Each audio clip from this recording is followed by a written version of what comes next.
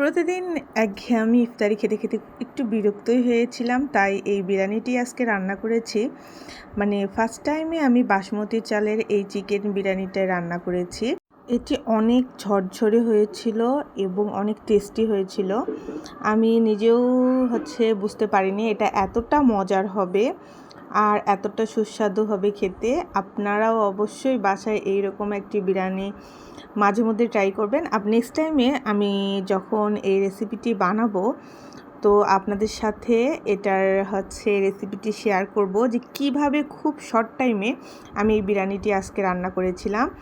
এই বিরিয়ানিটি রান্না করতে আমার টোটাল সময় লেগেছিল আধা ঘন্টা থেকে 45 মিনিট।